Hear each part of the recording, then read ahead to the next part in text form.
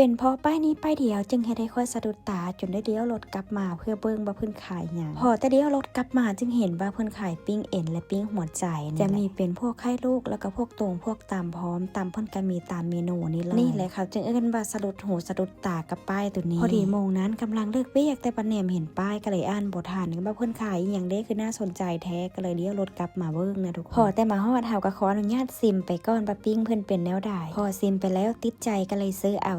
ปิ้งเพิ่นจะปิ้งสดๆไหม้ๆฮ้อนๆแบบนี้เลยร้านเพิ่นจะตั้งอยู่โตซี่แยกวิทยาลัยใส่สมบัติเด้อใครที่อยากลองซิมก็ไปหาเพิ่นเด้อเนี่ยอยู่ตรงซี่แยกนี้เลยพอได้ปรุงได้ปิ้งแล้วก็ออกมาเฮือนสวนเลยจ้ามื้อนี้พอดีนัดกันกับเอื้อยว่าจะพากันมาเก็บเห็ดเผือกแต่ว่าไปใส่มาใส่สาวเอ็มก็บ่ลืมหลานสาวได้ซื้อฮอนดอกมาให้หลานสาวพร้อมเพราะว่าเพิ่นมาแต่สาวเอ็มก็เสียดายอยู่ซื้อมาให้คนละอันนึงมาฮอดทันพากันโวยวายย่างง่าย2พี่น้องนะจักหิวกันมาแต่สายหายสาวเอ็มอีกได้ว่าสาวเอ็มคือซื้อมาให้เฮาน้อยแท้คือบ่ซื้อมาให้หลายกว่านี้เพิ่นว่าโอ้ยสาวเอ็มก็สิไปฮู้เด้ปิ้งเอ็นเพิ่นทุกคนแหลงไว้ห้อยแบบนี้เลยเป็นตาแซ่บ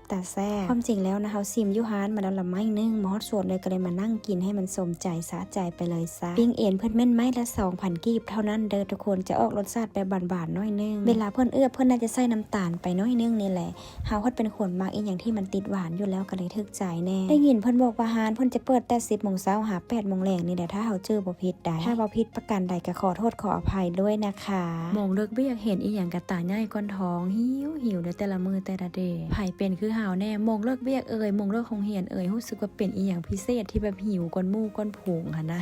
ปีใหม่พากันไปเล่นใส่เนาะพวกเขาบ่ได้ไปใส่เลยกินเยี่ยงย่องกันแล้วก็บ่ได้ไปใส่ต่อเลยไผไปใส่มาใส่ก็รักษาสุขภาพเด้อทุกคนเด้อปีใหม่เข้ามาแล้วขอให้เป็นปีที่ดีของตัวเองและก็ของทุกๆคนเด้อจังใดก็ขอบใจทุกคนที่กดติดตามและกดไลค์กดแชร์นะคะ